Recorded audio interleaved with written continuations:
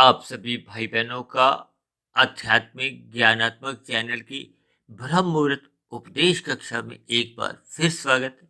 आज की चर्चा का विषय है धर्म के चार पैर। इस धर्म के हमने देखिए चार एक चरण दिखाए हैं। इसलिए हमने देखिए धर्म को हमने एक चार पाई के एक चार पाए से हमने जोड़ने जा रहे हैं। और चार पाई तो देखिए सभी मनुष्य ही अच्छी तरह भली भांति परिचित हैं। भले ही इसको आप दीवान समझो, अपना पलंग समझो या एक साधारण रूप से चारपाई समझो, यानी कोई गरीब हो, अमीर हो, सभी भाई बंधु इस बात से भली भांति परिचित ही हैं। क्यों? क्योंकि मनुष्य नींद का सुख लेता है, आराम करता है।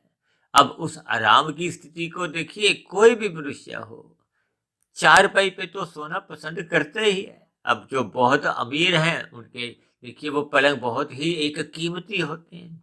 एक साधारण मनुष्य है तो वो अपने एक साधारण सी चारपाई पर एक आराम कर लेते हैं, सो जाते हैं। यानी कि इसके जो चार पाए हैं, जब तक वो चार पाए अपने मजबूत स्थिति में नहीं होते, देखिए वो चार पाए एक स्तंभ हैं। और आजकल तो देखिए सभी भाई बंधु इस मेट्रो से परिचित हैं। अब मेट्रो जो रेलगाड़ी चलती है तो उसके नीचे देखिए कितने ही एक खंभे मजबूत स्थिति में होते हैं। इसका अभिप्राय क्या है? क्योंकि हमने धर्म को देखिए चारपाई से दिखाया है। उस चारपाई में हम आराम करते हैं। इनके देखिए विभिन्न भावार्थ हैं। अब परमात्मा कैसे कैसे इन भावार्थों को मेरे द्वारा समझाएंगे, ये मुझे भी नहीं मालूम। इसलिए आज की वीडियो को आप बहुत ही ध्यान से सुनो, क्योंकि ये धर्म का जो एक वास्ता है, ये किसी आध्यात्मिक मनुष्य की ही स्थिति नहीं है। चाहे आप आर्थिक दृष्टिकोण पे इस पे विश्लेषण करोगे, चाहे राजनीतिक स्तर पर विश्लेषण करो, चाहे सामाजिक स्तर पर विश्लेषण करो, चाहे जलवायु के स्तर पर विश्लेषण करो, क्योंकि हम सभी भाई बहन एक सामाजिक प्राणी हैं। और मनुष्यों के ऊपर ही ये पूरा का पूरा जो एक व्यवस्था है वो मनुष्यों के ऊपर ही चलती है। अब देखिए मनुष्यों से नीचे की जो जोनियां हैं, पशु हैं, पक्षी हैं, और भी जितनी भी देखिए नीचे की जोनी है, वो तो अपने अपने धर्म का पालन करते ही हैं। ये धर्म का अभिप्राय देखिए किसी भी संप्रदाय से नहीं होता। इस धर्म का अभिप्राय अपने कर्तव्य कर्मों से है, जिसको निभाने मात्र से देखिए समाज में एक अच्छा वातावरण, एक सुखमय वातावरण होता है। इसलिए तो देखिए हमने चारपाई का एक चित्र दिखा के उसके चार जो एक पाए हैं, वो पाए हैं सत्य, तप, पवित्रता और दान। जब तक ये चार पाए, ये चार स्तंभ इसके मजबूत नहीं होंगे, तो ऊपर की जैसे मेट्रो रेलगाड़ी जो चलती है, नीचे के अगर पाए मजबूत नहीं हो तो कभी भी देखिए कुछ दुर्घटनाएं होंगी। अब इसका अभिप्राय क्या है कि चारपाई के ये जो चारों स्तंभ हैं, ये अपनी मजबूत स्थिति में होने चाहिए। मजबूत स्थिति में होने से ही उस चारपाई के अंतर्गत, यानी कि धर्म के अंतर्गत, हम उस चारपाई पे आराम कर सकते हैं। इस आराम से अभिप्राय क्या है कि आपके हमारे जीवन में सुखमय स्थितियां बनती है। अब कोई मनुष्य दुख चाहता है, देखिए कोई पशु भी दुख नहीं चाहता, कोई पक्षी भी दुख नहीं चाहता। अब एक मनुष्य तो फिर देखिए और भी समझदार आदमी, अब बच्चा भी दुख नहीं चाहता। ये अलग बात है कि देखिए ज्ञान के स्तर पर आपके हमारे सुख की एक अलग अलग परिभाषा। अब एक मनुष्य देखिए गुटखा खाने में उसको सुख महसूस होता है, अब किसी को देखिए उस गुटखा खाने में कोई सुख नहीं मिलता। ये एक अलग विषय है। लेकिन आज हमारा विषय इतना ही है कि ये जो धर्म के जो चार स्तंभ हैं, जिसको हमने एक चारपाई से दिखाया, यदि एक खंभा भी उसका, एक पाया भी या एक चरण भी जब कमजोर हो जाता है, मुझे आज भी ध्यान आ रहा है, तकरीबन आज से 50-55 साल पहले हमने अपने अपने घरों पे देखी, जब चारपाई थोड़ी ढीली हो जाती थी, थोड़ी आरामदायक नहीं स्थिति में रहती थी, तो उसकी दीवार को देखिए कसा जाता था। कसने का अभिप्राय क्या था कि उसमें हमें आराम की स्थिति मिली। यानी कुल मिलाकर समाज में रहने वाले सभी मनुष्य अपने अपने जीवन को आरामदायक बनाना चाहते हैं। और परमात्मा ने इसलिए तो कहा है कि अपने धर्म का पालन करो।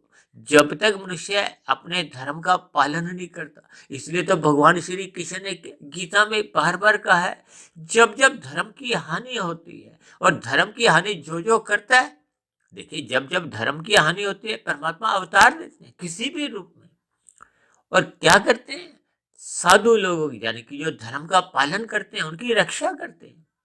और जो धर्म के विनाश में लगे होते हैं, इनके जो चार पाई के या धर्म के जो चार चरण हैं, उनको कमजोर करते हैं, उनको तोड़ने का प्रयास करते हैं, उनको फिर दंड देते हैं। इन सभी स्थितियों का हम अपने जीवन में भले भांति एक परिचय रखते हैं। लेकिन मनुष्य अपने मिले हुए जीवन में सुखमय जीवन तो चाहता है, लेकिन अपने धर्म का पालन नहीं करता। आज समाज में देखिए, धर्म के भ्रांतियां कितने ही गहरे तल पर बढ़ती जा रही हैं, बढ़ती जा रही हैं। मनुष्य को धर्म का अभिप्राय ही नहीं मालूम, धर्म की भाषा ही नहीं मालूम। धर्म का अभिप्राय उस स्थिति विशेष को धारण करने से, चाहे वो देखिए आध्यात्मिक दृष्टिकोण से हो, चाहे आर्थिक दृष्टिकोण से हो। अब दो मनुष्य यदि अपना एक व्यापार करते हैं, तो कोई मनुष्य चाहता है कि वो इसमें कुछ हेरा फेरी करे। हम देखिए बैंक में जाते हैं, हम पहले देखिए पैसे अंदर कैशियर को देते हैं, फिर वो बैंक का जो कैशियर है उस पैसे को गिनता है, गिन कर रख देता है। फिर वो आपकी जो एक पर्ची है उस पर अपनी मोहर लगाता है कि मैंने इतने पैसे रिसीव किए, प्राप्त किए। ये सभी देखिए व्यवहार की स्थितियां हैं। आप बाजार में भी कुछ भी खरीदा खरीदी करने जाते हो, हम वो जो जो सामान मांगते हैं वो सामान आपको हमें दे दिया जाता है, हम पकड़ लेते हैं, रख लेते हैं, फिर हम उसका एक पैसे का भुगतान करते हैं।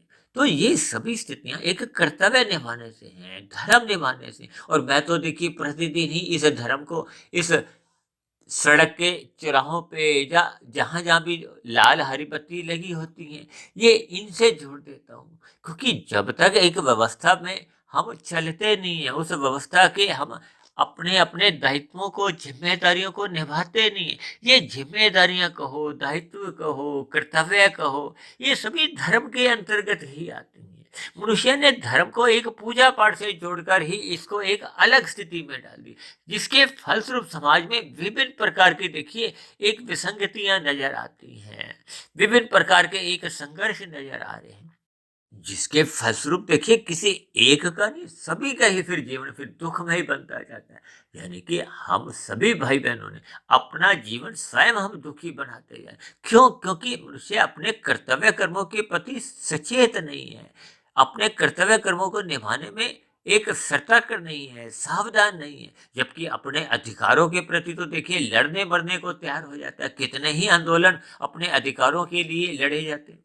लेकिन अपने कर्तव्य कर्मों का जब हम निभाते नहीं है, देखिए अपने कर्तव्य कर्मों को हमें ईमानदारी से निभाना चाहिए। अपने कर्तव्य कर्मों को जितने हम ईमानदारी से, प्रसन्नता पूर्वक निभाते हैं, उतना उतना समाज में एक अच्छा वातावरण बनता है। और मैं तो बार बार कहता रहता हूँ कि इन बनी हुई वीडियो को आप समाज में अन्य लोगों को भी एक शेयर करो, ताकि समाज में सतोगुणी वातावरण बने। देखिए सतोगुणी वातावरण का अभिप्राय धर्म से ही होता है। और जब जब मनुष्य में अपने अपने सुख के प्रति ही एक सचेतता आती है, मनुष्य अपने सुख के लिए या अपने परिवार के सुख के लिए ही एक सावधानी बरतता है। लेकिन समाज में या अपने गली मोहल्ले में भी देखिए, जब वो अन्य मनुष्यों के सुखों को दरकिनार कर देता है। अब आपके देखिए घर पे कोई ऐसा पानी का नल कोई ऐसी खराब स्थिति में है, जिसका जल एक खराब जल सड़क पे बह रहा है, लोगों के लिए असुविधा हो रही है, लेकिन आप उस बात को महसूस नहीं करते।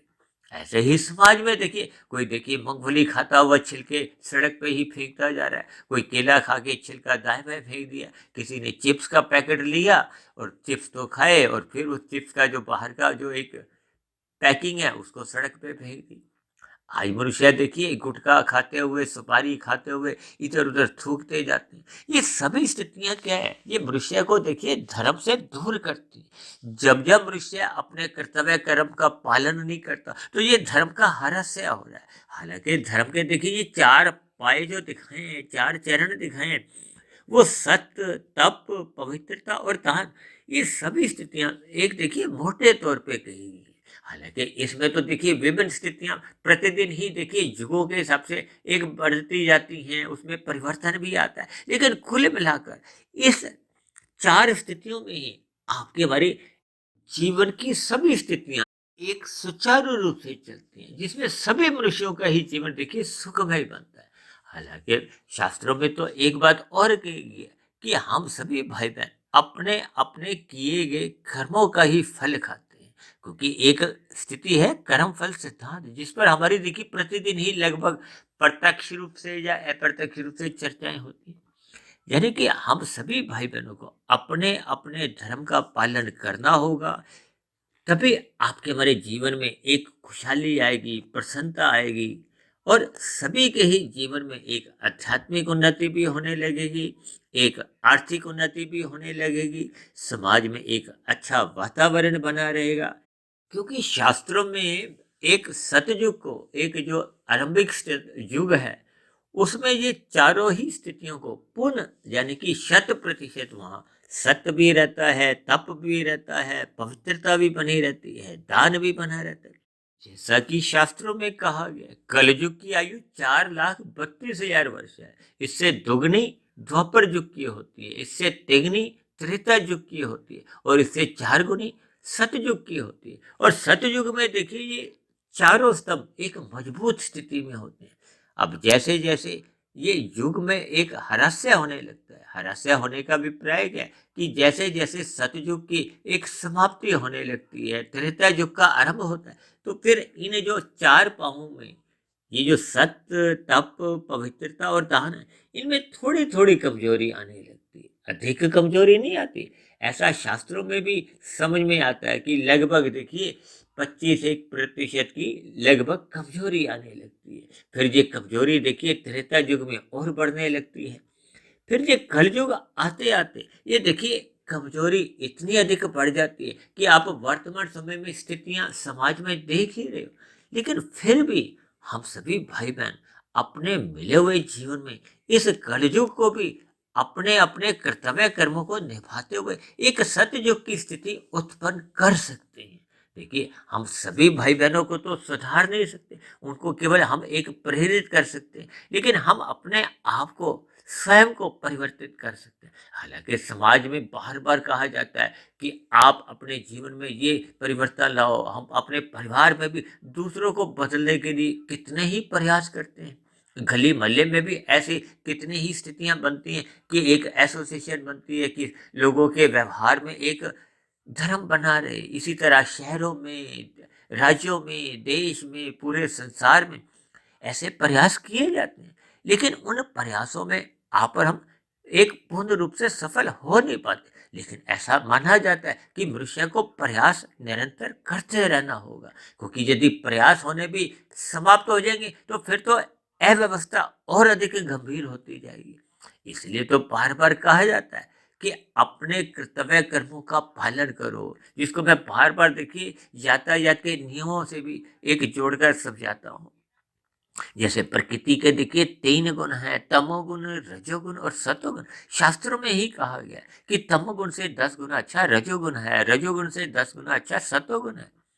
अब तमोगुण को देखिए छीनना से दिया जाता है, अनीतिगत कार्यों से भी दे दिया जाता है, और रजोगुण को पुरुषार्थ करने से दिया जाता है। पुरुषार्थ करने का अभिप्राय कि यदि आप प्रकृति के विषय भोगों का सुख लेना चाहते हो तो आप श्रम करो, मेहनत करो, और अपने हिस्से का आप ग्रहण करो। प्रकृति में देखिए पदार्थों की कमी नहीं, लेकिन जब मनुष्य छल कपट, ठगी, हेरा फेरी ये करता है, क्योंकि आपको मालूम ही है कि देखिए शास्त्रों में 4 प्रकार के पुरुषार्थ किए गए। पहला पुरुषार्थ ही धर्म है, दूसरा अर्थ है, तीसरा काम है, और तभी जो चौथा है मोक्ष। जो कि मैं अक्सर अपनी चर्चाओं में क्या कहता हूँ कि मोक्ष आपकी मरी एक मंजिल है। मोक्ष का अभिप्राय परमात्मा को पाने से है, ये जन्म मरण के बंधन से छूटने से है। क्योंकि परमात्मा तो देखिए आनंद स्वरूप सत्ता है, और आत्मा कहीं भी देखिए आनंद स्वरूप सत्ता मोक्ष काल में भी नहीं होती। हालांकि वो मोक्ष काल की स्थिति में आनंदमय स्थिति में रहता है, परमात्मा के बराबर का ही आनंद उस आत्मा को भी मिलता है। लेकिन आत्मा का स्वरूप स्वयं का तो देखिए ज्ञान स्वरूप ही रहता है। और आज मनुष्य देखिए सत्संग करता नहीं है, अपने कर्तव्य कर्मों का पालन नहीं करता, इसलिए उसके जीवन में देखिए सतोगुण की न्यूनता बढ़ती जा रही है। और ये न्यूनता और अधिक बढ़ने से फिर आपका हमारा देखिए ये रजोगुण और तमोगुण ही एक मजबूत स्थिति में बढ़ता जा रहा है। ये तमोगुण मजबूत स्थिति में होने का मतलब क्या है कि जब मनुष्य छीना झपटी करता है, धर्म को अपने पुरुषार्थ से हटा देता है। तो देखिए धर्म प्रथम स्थान पे रखा गया है कि पहले आपने हमें धर्म का पालन करना है, अपने कर्तव्य कर्मों का आपने पालन करना है। और यदि मनुष्य अपने धर्म का पालन नहीं करता, धर्म को प्रथम स्थान से हटा देता है, तब ऐसी स्थिति में अर्थ प्रथम स्थान पे आ जाता है। आज देखिए संसार में अर्थ को ही प्रधानता दी जाती है। ये अर्थ के आधार पे ही देखिए कहा जाता है ये विकसित देश है, ये अविकसित देश है, या संसार में जो अमीर लोगों की एक लिस्ट जारी होती है वो किसके आधार पे होती है? ये अर्थ के आधार पे ही होती है, धन के आधार पे ही होती है। यानी कि मनुष्य को अपने मिले हुए जीवन में अर्थ को जब वो अधिक महत्व देता है, तब ऐसी स्थिति विशेष में देखिए वो कामनाएं बढ़ने लगती है। ये अर्थ देखिए कोई खाने की चीज तो है नहीं, हम नोटों को खाते तो नहीं है, हम जितने भी जेवर पहनते हैं इनको खाने की स्थितियां तो नहीं है। आप सोने की प्लेट में भोजन को खाते हो तो सोने की प्लेट को तो नहीं खाते ना, हम भोजन को पदार्थ को खाते हैं। ये सभी स्थितियों के हमें भावार्थ समझने होंगे। अपने मिले हुए जीवन में यदि हम आनंद की प्राप्ति करना चाहते हैं, यानी कि मोक्ष के लक्ष्य को प्राप्त करना चाहते हैं, और अपने मिले हुए जीवन में यदि हम धर्म का पालन ही नहीं करते, यानी कि अपने धर्म का जो एक चार स्तंभ हैं उन स्तंभों पर ही नहीं चलते, न सत्य है, न तप है, न पवित्रता है, न दान, तब ऐसी स्थिति विशेष में देखिए धर्म का पालन हो नहीं पाता। उसके चारों पाव एक कमजोर स्थिति में रहते हैं, वो धर्म फिर डोलता रहता है। देखिए देखिए चारपाई की स्थिति देखिए एक पाव भी अगर कमजोर होता है तो फिर वो चारपाई की स्थिति वो सही स्थिति नहीं रहती। हालांकि त्रेता युग को तो देखिए राम राज्य से जोड़ा जाता है, क्योंकि त्रेता युग में ही प्रभु राम जी का एक अवतार हुआ, द्वापर युग में भगवान श्री कृष्ण जी का अवतार हुआ। ये सभी स्थितियां देखिए हमें भावार्थ रूप में समझनी होगी। अपने मिले हुए जीवन में अपने कर्तव्य कर्मों का पालन करना होगा। जब तक मनुष्य अपने कर्तव्य कर्मों का पालन नहीं करता तो फिर ये विभिन्न स्थितियां जो आप और हम संसार में देखते हैं वो बढ़ती जा रही हैं। देखिए वैसे तो जैसे ही द्वापर युग का एक समाप्ति होने जा रही थी तो कहते हैं ना कलयुग का एक आरंभ हुआ। कलयुग का आरंभ होने पर देखिए कलयुग ने अपने एक स्थान मांगे थे, उसको चार स्थान दिए गए। अब वो चार स्थान क्या दिए गए जिसमें प्रथम स्थान ही क्या था? दूध कीड़ा। दूध कीड़ा का मतलब ही क्या है? देखिए जहाँ छल कपट ठगी हेरा फेरियां होती हैं, और छल कपट ठगी हेरा फेरियां देखिए झूठ पे ही आधारित होती है। कोई सच बोल के तो देखिए कोई हेरा फेरी होती नहीं। और आज जगह जगह दिन में हम देखिए कितने ही झूठ बोलते हैं, यानी कि सत्य का लगभग पूर्ण रूप से ये हरास्या हो गया। अब दूसरा था मद्यपान। मद्यपान आप देख ही रहे हो, देखिए समाज में शराब का जो एक सेवन है वो कितने बड़े स्तर पर होता जा रहा है। ब्याह शादियों में खुल्लम खुल्ला देखिए मद्यपान का सेवन होता है। स्त्री संघ पुरुष संघ देखिए ये एक ही स्थितियां होती हैं, यानी कि स्त्री संघ ये समाज में आप जो एक आज घर घर में जो एक फिल्मी माहौल बना हुआ है, देखिए फिल्मों को अक्सर देखिए कुछ अन्य स्थितियों से ही जोड़कर कहा जाता था। फैशन की दुनिया कहो, विज्ञापन की दुनिया कहो, फिल्मी दुनिया कहो, आज इन सब का देखिए प्रभाव लगभग सभी के घरों में ही अपनी पहुंच ले चुका है। इसका अभिप्राय क्या है कि ये जो स्त्री संघ या पुरुष संघ है ये अपनी एक विकराल स्थिति धारण करता जा रहा है। इसी तरह देखिए हिंसा। हिंसा का अभिप्राय क्या है कि आज मनुष्यों का देखिए भोजन मांसाहार बढ़ता जा रहा है। अब मांसाहार भोजन का बढ़ने का अभिप्राय क्या है कि पशुओं का वध होता है। ये हिंसा है। ये देखिए जब सत घटता है तप है नहीं, पवित्रता न तन के स्तर पर है न मन के स्तर पर। तन के स्तर पर फिर भी आप देख सकते हो कि लोग अपने आप को सजाने संवारने का एक ब्यूटी पार्लर के द्वारा काम करते हैं, लेकिन जो तन के स्तर पर भी जो मुख्य रूप से जो पवित्रता है वो भी लगभग कम होती जा रही है। और मन के स्तर पर तो देखिए एक मन की पवित्रता तो लगभग समाप्त होगी। इन सभी स्थितियों के हमें भावार्थ समझने होंगे। अब जब कलयुग का प्रवेश इन 4 स्थानों पे हुआ, तो उसने कहा ये चारों स्थान तो देखिए निंदनीय है, मुझे एक स्थान और दिया जाए। हालाँकि इन चारों स्थानों को देखिए एक तमोगुण की प्रधानता से जोड़ा जाता है, अनीतिगत कार्यों से जोड़ा जाता है, निंदनीय स्थानों से जोड़ा जाता है। और उसके बाद उसको देखिए एक स्वर्ण की स्थिति दी है। स्वर्ण का अभिप्राय देखिए रजोगुण से दिया जाता है। अब स्वर्ण का अभिप्राय देखिए जो हम एक साधारण स्थितियों में जेवर पहनते हैं उससे नहीं।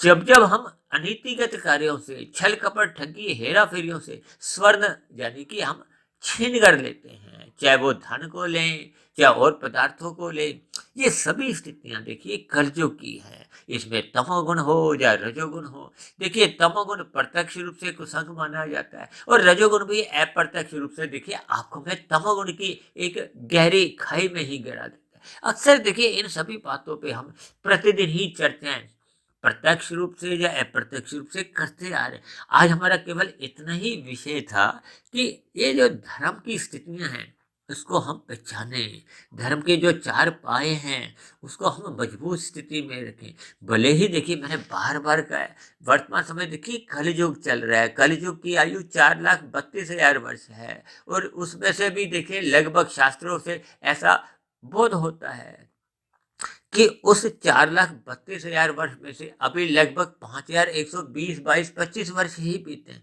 और कभी-कभी अक्सर हम कहते हैं ना 50 साल पहले तो देखिए हम जब फ़िल्में भी देखते थे तो हम परमात्मा से जुड़ जाते थे और आज हम देखिए किसी भी प्रकार के सत्संग में भी शामिल होते हैं तो वहाँ के कुछ भजन भी ऐसे बनाए गए होते हैं तो मनुष्य उन भजनों से या उस धर्म से जुड़ नहीं पाता। फ़िल्मी हस्तियों से कहो या फ़िल्मी गीतों से ही जुड़ जाता है। भले ही देखिए ये ऐसी बातें सुनने में अच्छा नहीं लगता, मुझे बोलने में भी अच्छा नहीं लगता, लेकिन आज मनुष्य देखिए यथार्थ ज्ञान को समझने में एक नासमझी दिखा रहा है। यथार्थ ज्ञान को समझता नहीं है। समाज में कर्मकांड होते हुए दिखाई देते हैं, सत्संग होते हुए दिखाई देता है, लेकिन लोगों में ये धर्म एक स्वभाव में दिखाई नहीं देता, उनके व्यवहार में, उनकी दिनचर्या में दिखाई नहीं देता, क्योंकि लोग अपने कर्तव्य कर्मों का पालन नहीं करते। अभी मैंने चर्चा के बीच में ही देखी कितने ही उदाहरण आपके हमारी दिनचर्या की स्थितियों के दी। तो ये सभी स्थितियां मनुष्य की अधार्मिक होने की एक मोहर लगाती हैं। आज समाज में देखिए यातायात के नियमों में जब लाल बत्ती होती है तो लाल बत्ती पे हमें रुकना होता है, हरी बत्ती पे चलना होता है। देखिए जब हम लाल बत्ती पे रुकते हैं तभी दूसरों के लिए हरी बत्ती होती है, उनको उस हरी पत्ती पे चलने का एक अवसर मिलता है। ठीक इसी तरह समाज में देखिए भाईचारा बने रहने से हम अपने कर्तव्य कर्मों का जब पालन करते हैं तो आपकी हमारी दिनचर्या भी एक सुव्यवस्थित बनी रहती है, सुखमय बना रहता है। इसलिए तो बार बार कहा जाता है कि अपने रजोगुण को मर्यादा में रखो, क्योंकि ये भोग इच्छाएं, अब भोग इच्छाएं बढ़ने से मनुष्य देखिए लाल बत्ती पे रुकना पसंद ही नहीं करता, क्योंकि उससे में एक सब्र नहीं है। सब्र का अभिप्राय क्या है कि उसमें सहनशीलता नहीं है, तप नहीं है। अब वो जल्दी से जल्दी अपने मंजिल पे पहुंचना चाहता है। वहां पहुंचकर भी उसने कोई देखिए कोई विशेष कार्य करना नहीं है, वहां पहुंच के भी उसने अपने कोई कर्तव्य कर्मों का पालन नहीं करना, क्योंकि जब वो लाल बत्ती पे ही रुककर अपने कर्तव्य कर्मों का पालन नहीं करता तो फिर मंजिल पर पहुंचकर भी उसने अपने देखिए चाहे व्यवसाय पे पहुंचना है, चाहे वो अपने सरकारी नौकरी पे पहुंचना हो, जहां भी उसने देखिए पहुंचना होता है। ये सभी स्थितियों को देखिए हम जितने एक संदेश रूप में समझते जाएंगे आपके हमारे जीवन में धर्म प्रथम स्थान पे आने लगेगा। धर्म प्रथम स्थान पे आने का अभिप्राय क्या है कि ये जो धर्म के जो 4 पाए हैं वो आपके हमारे जीवन में एक मजबूत स्थिति में होने लगेंगी। मजबूत स्थिति में होने पे उस धर्म की एक 4 पाई पे आप और हमारा जीवन सुख में बीतेगा। जैसे हम 4 पाई पे रात को सोते हैं, पलंग पे सोते हैं, तो आपको हमें अच्छी नींद आती है। अब जब धर्म की स्थितियां कुछ कमजोर होंगी, यानी धर्म के जब पांव ढीले ढाले टूटने लगते हैं, यानी कि आपके हमारे व्यवहार में अपने अपने कर्तव्य कर्मों को एक ईमानदारी से हम निभाते नहीं हैं, यानी कि आपके हमारे जीवन में कर्तव्यहीनता आने लगती है, हम अपने जिम्मेदारियों से मुंह चुराने लगते हैं, तब फिर समाज में देखिए ये धर्म की जो एक अधार्मिक स्थितियां हैं वो आपको हमें देखने को मिलती है। इसलिए मेरी आप सभी भाई बहनों से विनती है कि हमें अपने मिले हुए जीवन में शास्त्र प्रेरित यानी कि शास्त्रों के अनुसार, जैसे कि भगवान श्री कृष्ण ने ही कहा है कि हमें अपने ये जो स्थूल शरीर के जो 5 घोड़े हैं या 5 विषय हैं, जो आपको हमें धर्म से एक च्युत करते हैं, दूर ले जाते हैं। क्योंकि जब जब मनुष्य के विषय भोग बिगड़ने लगते हैं, विषय भोग बिगड़ने से ही आपके हमारे जीवन में देखिए धर्म के प्रति कोई विशेष रुचि नहीं होती। जब धर्म के प्रति रुचि बढ़ेगी, ये कब बढ़ेगी? जब आपके हमारे विषय भोग मर्यादा में होंगे। विषय भोग मर्यादा में होने का मतलब क्या है? कि रजोगुण सतोगुण की लगाम से मर्यादा में रहेगा। मर्यादा में रहने का अभिप्राय है कि हमें ब्रह्म मुहूर्त में उठना होगा, शास्त्रों का अध्ययन करना होगा, शास्त्रों के अनुसार ही अपनी दिनचर्या रखनी होगी। दिनचर्या का अभिप्राय देखिए रजोगुण से होता है। जब रजोगुण एक सुधार में आने लगता है, आपके हमारे विषय भोग एक मर्यादा में आवश्यकतानुसार होते हैं, तो फिर मनुष्य तमोगुण की गलियों में गिरता ही नहीं। यानी कि जब जब आपका रजोगुण मर्यादा में रहता है, सतोगुण की लगाम से नियंत्रण में रहता है, यानी कि धर्म का पालन होता है, तो फिर मनुष्य की तमोगुण में या अनीतिगत कार्यों में गिरने की स्थितियां बनती ही नहीं है। तो इन सभी स्थितियों के हमें भावार्थ समझने होंगे। अपने मिले हुए जीवन में हमें ब्रह्म मुहूर्त में उठना होगा, यानी कि सत्संग अपनी श्रद्धा पूर्वक करना होगा। जितने जितने अनुपात में आपके हमारे कार्य शरीर में अशुद्धियां, बुरे संस्कार समाप्त होने लगे। ये बुरे संस्कार का अभिप्राय देखिए राजसी और तामसी स्थितियों से ही होता है। क्योंकि रजोगुण को देखिए धुंध से जोड़ा जाता है, भ्रम की स्थितियां होती हैं। आज राजसी मनुष्य के जीवन में कितने ही भ्रामक स्थितियां बनी रहती हैं, अंधविश्वास बने रहते हैं। इसीलिए अक्सर ऐसा देखा जाता है कि राजसी मनुष्य कर्म कांड भी श्रद्धा पूर्वक नहीं करता, लोभ से करता है या भय से करता है। तब ऐसी स्थिति विशेष में उसको धर्म की स्थितियों का, शास्त्रों का ज्ञान हो नहीं पाता। और तामसिक मनुष्य तो देखिए सत्संग करता ही नहीं है, अनीतिगत कार्यों में ही उसकी रुचि बनी रहती है, छल कपट ठगी उसकी दिनचर्या का हिस्सा बनी रहती है। यानी कि दोनों ही स्थितियों में तमोगुणी मनुष्य अज्ञानता में जीता है, राजसी मनुष्य के जीवन में अंधविश्वास, भ्रम की स्थितियां होती हैं या धुंध की स्थितियां होती हैं। जैसे धुंध में हम गाड़ी चलाते हैं तो हमें अधिक दूरी का नजर नहीं आता। इसलिए धुंधले ज्ञान में, राजसी ज्ञान में आपको हमें अपने होने वाले कर्मों में उसके परिणाम क्या आएंगे, यानी कि परिणाम आना देखिए, फल आना एक दूर की स्थिति, और दूर का हमें नजर ही नहीं आता। हमें तो पास का ही नजर आता है। पास का नजर आने का अभिप्राय क्या है? कि हमें अल्पकालिक सुख अच्छे लगते हैं, जो तुरंत मिलते हैं। अब सतोगुण में रह के तो देखिए जो सुख मिलता है वो दीर्घकालीन होता है। परमात्मा से जुड़ने के लिए, धर्म मार्ग पर चलने के लिए, अपने कर्तव्य कर्मों का पालन करने के लिए, यानी कि धर्म का पालन करने के जो हमें एक परिणाम आते हैं वो थोड़े दूरगामी होते हैं। अब मनुष्य देखिए तुरंत लाभ चाहता है। तुरंत लाभ का अभिप्राय क्या है? कि वो हफड़ा दफड़ी में होता है, भाग दौड़ करता है। अब राशि मनुष्य की देखिए दिनचर्या अव्यवस्थित सी होती है। वो अधिक से अधिक धन कमाना चाहता है। इसी कारण ही उसके जीवन में कितने अधिक पाप कर्म होने लगते हैं। और तामसिक मनुष्य तो देखिए राजसी मनुष्य से भी नीचे की स्थिति है, अज्ञानता में है, और वो कितने अधिक पाप कर्म करता रहता है। वो इस बात का ध्यान ही नहीं रखता कि इन किए गए पाप कर्मों का कितने अधिक भयानक परिणाम मुझे ही सहने होंगे। ये नीचे की जो 80 लाख प्रकार की जो जोनियां हैं, ये तामसी जोनियां हैं। मनुष्य जोनि कर्म जोनि है। मनुष्य जोनि तो पुनः तभी मिलती है जब संचित कर्मों में पाप और पुण्य कर्मों की कम से कम तुल्यता होती है। और ये तुल्यता तो देखिए तभी बन पाती है जब मनुष्य अपने धर्म का पालन करता है। और यदि मनुष्य अपने धर्म का पालन ही नहीं करता, अपनी मनचाही जिंदगी जीता है,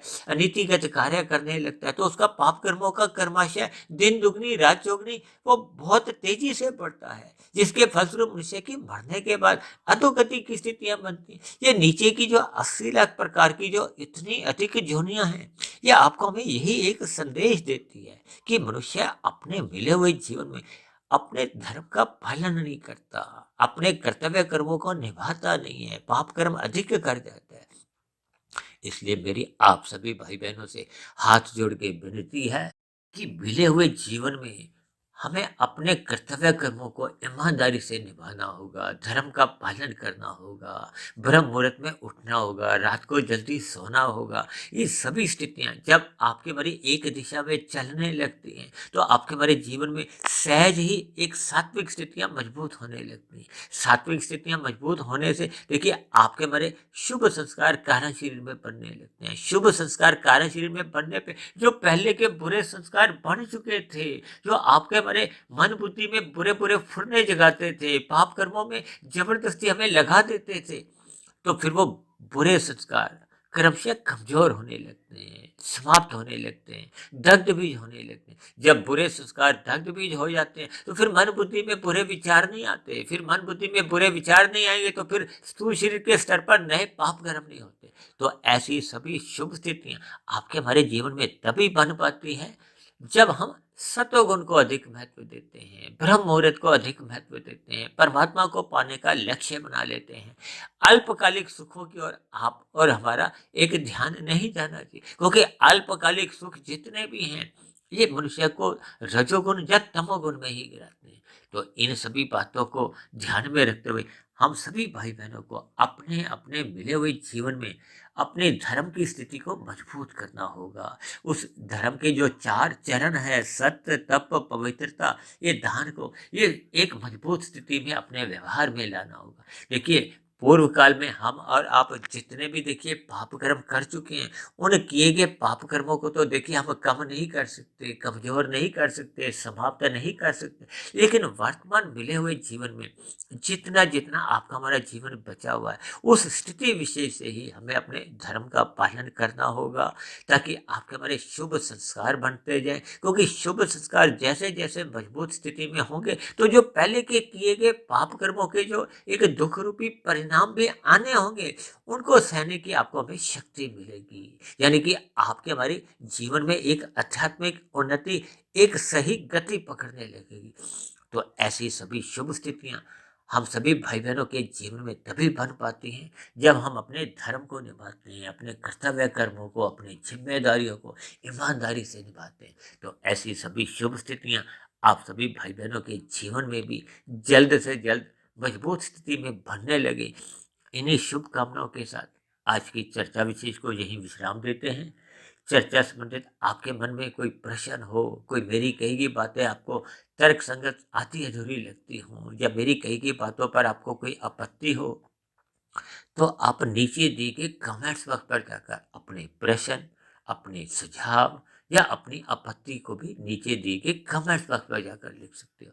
और यदि चर्चा विशेष आपके जीवन में एक सात्विक स्थिति मजबूत लाने में मददगार बन रही हो, तो मेरी आप सभी भाई बहनों से विनती है कि इन बनी हुई सात्विक वीडियो को आप अधिक से अधिक भाई बहनों में शेयर करें, ताकि समाज में सतोगुणी वातावरण का विस्तार हो। भले ही देखिए बाहरी स्तर की परिस्थितियों को या बाहरी स्तर के जो एक कलयुग के वातावरण को हम उतना तकनीकी रूप से बदल नहीं सकते, लेकिन हम अपने अंतःकरण में सात्विक स्थितियां बनाते हुए हम अपने अंतःकरण में सदा ही सतयुग की स्थिति में जी सकते हैं। तो ऐसी सभी शुभ स्थितियां आप सभी भाई बहनों के अंतःकरण में भी बनी रहें, आपके हमारे व्यवहार में शुद्धता बनी रहे, ताकि आपका हमारा मिला हुआ जीवन सफल हो, सार्थक हो।